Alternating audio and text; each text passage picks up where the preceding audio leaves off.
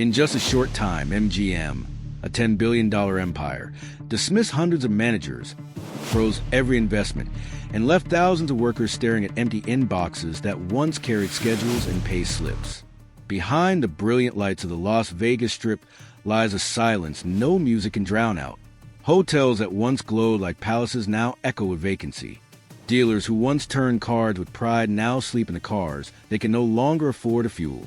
MGM was once a dream factory, born from Hollywood, fed by imagination and wrapped in gold. It sold hope. It sold luck. It sold the illusion that ordinary people could walk through its doors and live as kings, if only for a weekend.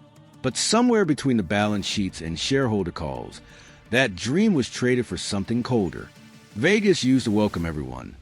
The waitress from Idaho, the mechanic from Ohio, the retired couple from Arizona. Now, a single night in an MGM suite costs more than their weekly income. The promise of belonging has been replaced by an invitation written in invisible ink, visible only to the rich.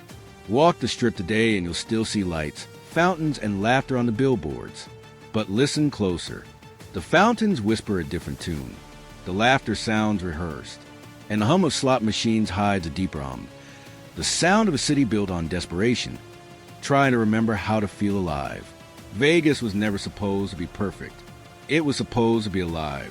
It was the only city that understood life was a gamble and invited everyone to play. Now, it's a city where the game is rigged before you sit down. Inside boardrooms lined with glass and silence, executives speak of optimization, synergy, and cost control.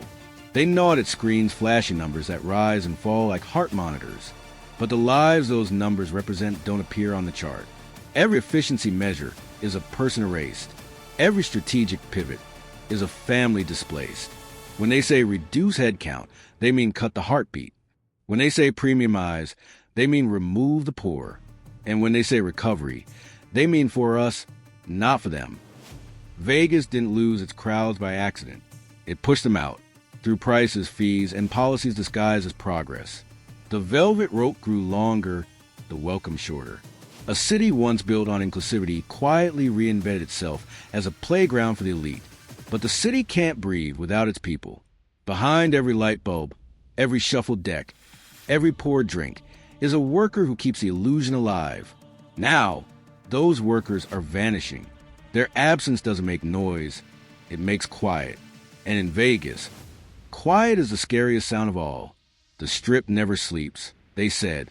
But look closer, it isn't awake either. It's on life support, artificially lit, artificially alive.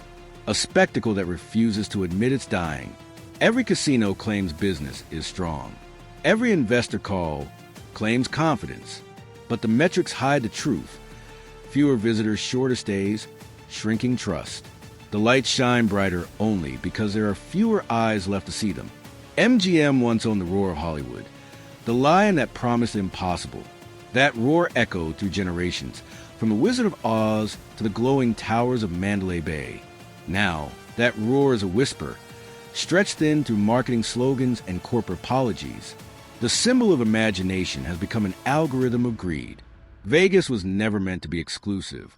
It was meant to be electric. It lived off laughter, not luxury. Off chaos, not control. But control is what killed it. The human mess that made the city beautiful was cleaned up, optimized, sanitized, and with it, the spirit disappeared.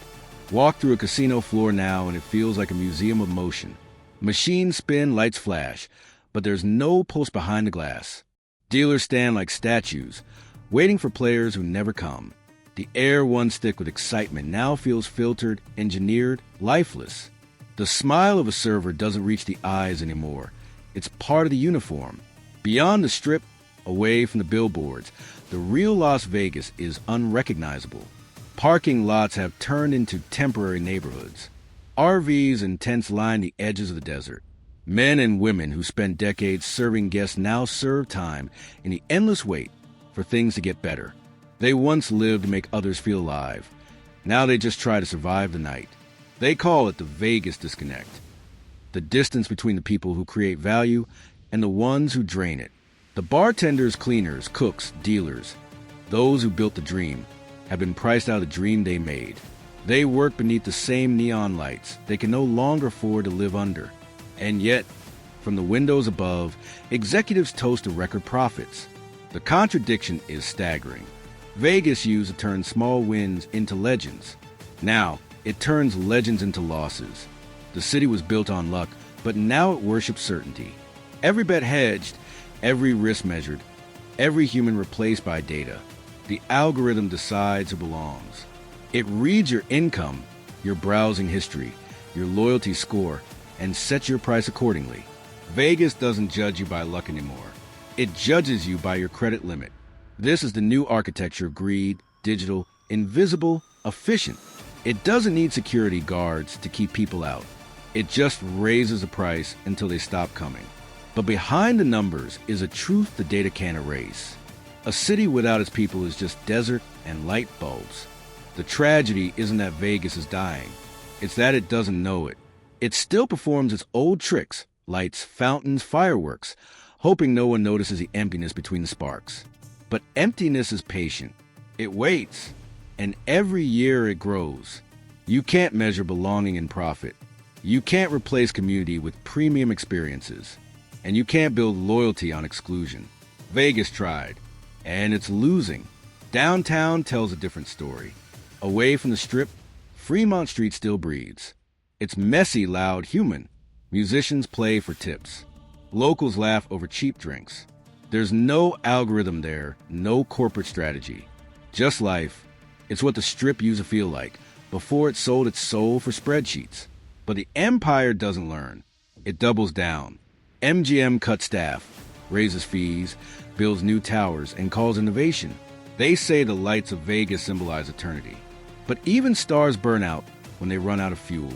For decades, this city was a mirror of America, built on ambition, powered by illusion, sold as freedom. And now, as Vegas fades, so does the myth it represented. That greed could be glamorous.